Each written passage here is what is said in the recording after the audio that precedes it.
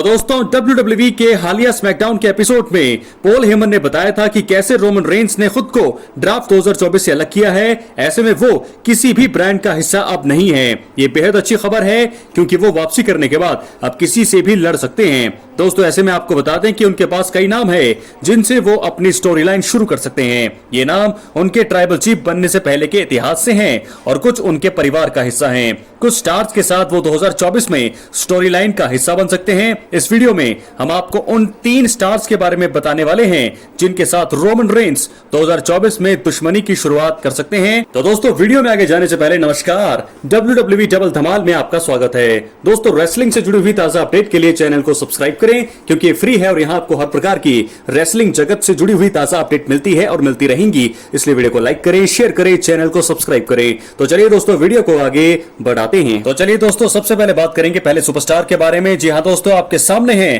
The rock. दोस्तों जब the rock royal rumble के बाद वाले WWE स्मैकडाउन के एपिसोड का हिस्सा बने थे, अब आपको बता दें कि फैंस काफी हैरान थे। इसके बाद प्लान बदले और हमें द रॉक और रोमन रेंस रेसलमेनिया 40 के नाइट 1 में टैग टीम एक्शन में देखने को मिले जिसमें उन्हें जीत मिली। इसके बाद फैंस इन दोनों को आपस में लड़ते हुए देखना चाहते हैं। द रॉक ने ऐसे किसी मुकाबले से इनकार नहीं किया है और ये सबसे बढ़िया मुकाबला होगा। ऐसा इसलिए क्योंकि इसमें किसी टाइटल को नहीं बल्कि अपने ट्राइब के चीफ बने रहने के दावे को दांव पर रखकर मुकाबला अब लड़ा जाएगा।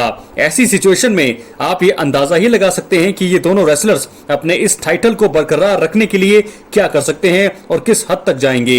ये मैच 2024 में हो तो ये बेहद अच्छा है। तो दोस्तों यहाँ पर रोमन रेंस के रिटर्न के बाद ये मुकाबला एक पहली स्टोरी लाइन शुरू हो सकती है, Roman Reigns versus the rock. अब हम बात करेंगे दूसरे सुपरस्टार की जिसके साथ रोमन रेंस अपनी वापसी के बाद दुश्मनी की शुरुआत कर सकते हैं। तो दोस्तों वो दूसरा सुपरस्टार है, वो नाम है सेथ फ्रीकिंग रॉलिंस। दोस्तों रोमन रेंस के करियर में सेथ रॉलिंस का बड़ा योगदान रहा है। इनका साथ में मेन रोस्टर डेब्यू करना, फिर कुछ साल बाद रॉलिंस का धोखा देकर रोमन रेंस पर चेयर से अटैक करना, ट्राइबल चीफ को रॉयल रंबल 2022 में फिर हारना और फिर रेसलमेनिया 40 में रोमन रेंस की चैंपियनशिप मुकाबले में हार का कारण बनना, ये कुछ अहम कारण है। रोमन रेंस अपने साथ 2014 में हुए धोखे को अब तक भूले नहीं हैं, लेकिन यही वजह है कि रेसलमेनिया 40 नाइट 2 में चैंपियनशिप मुकाबले के दौरान रोमन रेंस ने अपने विरोधी कोडी रोड्स पर चेयर से अटैक करने के बजाय इन पर अटैक करना सबसे ज्यादा जरूरी समझा।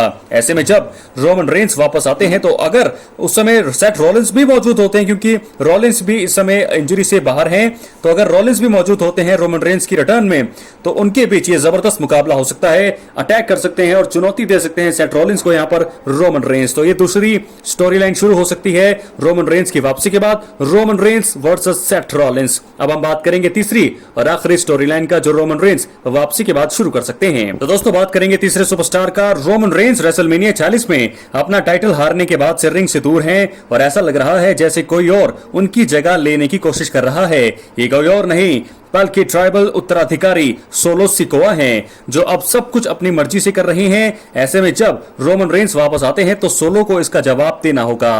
क्या हो अगर रोमन रेंस के आने के बाद सोलो उन्हें जवाब देने के बजाय घाव दें और इसकी वजह से उनके बीच में जबरदस्त मुकाबला देखने को मिले। सोलो ने अपने साथ टामाटोंगा को जोड़ लिया है। सोलो ने इसके साथ ही अपने भाई जिमी को भी जानलेवा हमला किया था। जैकब फाटू के डेब्यू की खबरें आने के बाद ये लड़ाई का नहीं बल्कि ब्लड लाइन पर वर्चस्व कायम करने का अब समय है। तो ऐसे में जब रोमन रेंस वापस आएंगे तो सोलो सिकोआ को जवाब देना होगा। तो ऐसे में संभव है कि इन दोनों के बीच दुश्मनी की शुरुआत हो सकती है और ट्राइबल चीफ या ट्राइबल उसके लिए मुकाबला हो सकता है। क्या है आपकी राय? अपनी राय कमेंट बॉक्स में जरूर दें। तो दोस्तों इस प्रकार 3 WWE सुपरस्टार्स जिनके साथ रोमन रेंस को 2024 में दुश्मनी की शुरुआत करनी चाहिए हमने आपको बताया है। कौन सबसे सही रहेगा अपनी राय कमेंट बॉक्स में जरूर दें। मिलते हैं अगली वीडियो में दोस्तों, बहुत बहुत धन्यवाद।